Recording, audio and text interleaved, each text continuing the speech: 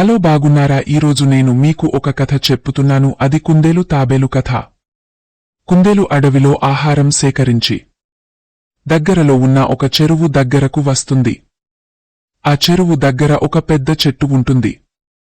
దాని నీడలో ఆహారం తీసుకున్న తర్వాత హాయిగా నిద్రపోతుంది. రోజు ఇదే పని చేస్తుంది. కుందేలు తిన్న ఆహారాన్ని అప్పుడప్పుడు ఆ చెరువులో వేస్తూ ఉండేది. ఈ ఆహారం తినటానికి ఒక తాబేలు వస్తూ ఉండేది. ఈ క్రమంలో ఆ చెరువులో ఉండే తాబేలుతో కుందేలుకు పరిచయమవుతుంది. వాళ్ళిద్దరూ మంచి స్నేహితులవుతారు.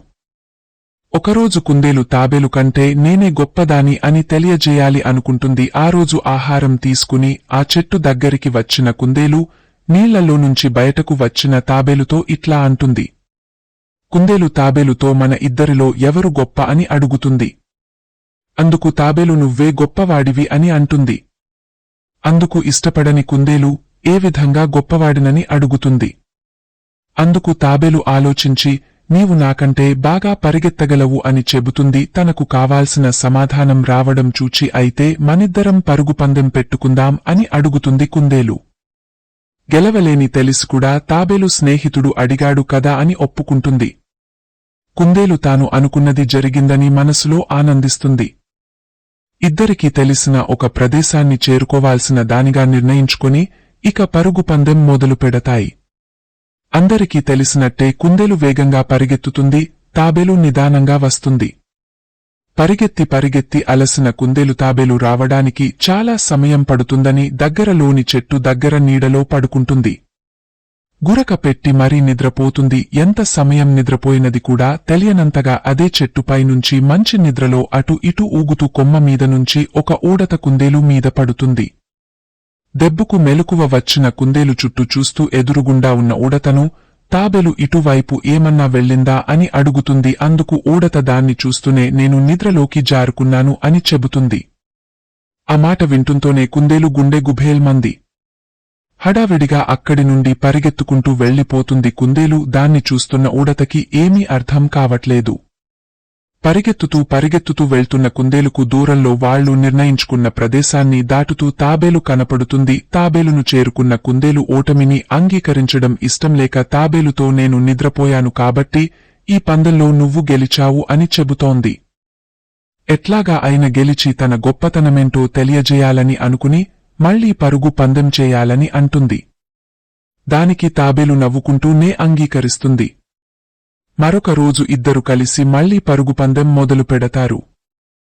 అందరికీ తెలిసినట్టే కుందేలు చాలా వేగంగా పరిగెడుతుంది. తాబేలు నిదానంగా వస్తుంది.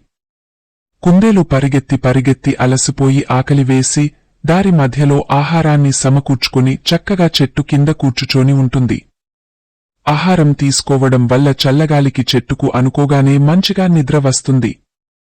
అంతే హాయిగా నిద్రపోతుంది.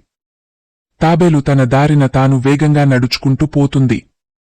ఎంత వేగం అంటే ప్రశాంతమైన అంత వేగంగా ఈసారి కుందేలును ఎవ్వరూ లేపకపోవడంతో తాబేలు విజయం సాధిస్తుంది.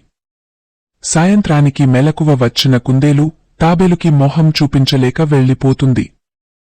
ఈ విషయము ఊడత ద్వారా అడవిలోని మిగతా కుందేళ్లకు అందరికీ తెలుస్తుంది. కుందేలు దగ్గరకు వచ్చిన అడవిలోని మిగతా కుందేలులు నువ్వు మన పరువు మొత్తం తీసేవేశావు. ఈసారి మేము కూడా పరుగు పందెంలో పాల్గొంటాము. ఇది మొత్తం కుందేలు జాతికే అవమానంగా భావించి తాబేలును అడుగుతాయి. తాబేలు కూడా ఎప్పుడూ నీళ్లలోనే కదా ఉండేది అని చేసేదేమీ లేక వాళ్ల అడిగిన దానికి అంగీకరిస్తుంది. అందరూ కలిసి పరుగు పందెం మళ్లీ మొదలు పెడతారు. ఎప్పటిలాగానే తాబేలు తన దారిన తాను వెళుతూ ఉంటుంది. ఎట్లాగైనా సరే గెలవాలనే పట్టుదలతో ఉన్న కుందేలు అన్ని బాగా పరిగెత్తుకుంటూ వెళతాయి. ఇంకా కొంత దూరంలో చేరవలసిన ప్రదేశం దగ్గర ఉండగా వెళ్లిన ప్రతి ఒక్క కుందేలు నా వెనక వచ్చే ఎవరో ఒకరు దాన్ని చేరుకుంటారులే అని అనుకుంటూ ఆహారం కోసం వెళ్లిపోయాయి. తీరా చూస్తే ఎవ్వరూ ఆ ప్రదేశానికి చేరుకోరు. ఎప్పటిలానే తన దారిలో తన వెళ్తున్న తాబేలు చివరికి ఆ ప్రదేశానికి అందరికంటే ముందు చేరుకుంటుంది. ఎవరో ఒకరు చేరుకోని ఉంటారులే అని సంబరాలు చేసుకోవడానికి ఒక్కొక్కరుగా చేరుకుంటారు.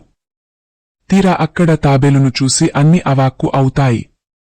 ఒకరి ముఖాలు ఒకళ్ళు చూసుకుంటూ సిగ్గుతో తలదించుకుంటారు. అప్పుడు తాబేలు తన స్నేహితుడైన కుందేలు దగ్గరికి వెళ్లి ఈ విజయం నాది కాదు నీదే ఎప్పుడూ నీళ్లలో ఉండే నన్ను నేల మీద నడిపించావు ఒక కొత్త అనుభూతిని ఇచ్చావు నేను ఓడిపోతానని తెలిసి కూడా నేను నీకోసమే ఈ పరుగు పందెంలో పాల్గొన్నాను అని చెబుతుంది. తన తప్పును తెలుసుకున్న కుందేలు తాబేలును క్షమాపణ అడుగుతుంది. అప్పటి నుండి ఆ రెండు ఎవరు గొప్ప అనే తేడా లేకుండా అడవిలో జరిగే సంగతులన్నీ మాట్లాడుకుంటూ మంచి స్నేహితులుగా ఉన్నారు. నీతి: నమ్మకమంటేనే స్నేహం.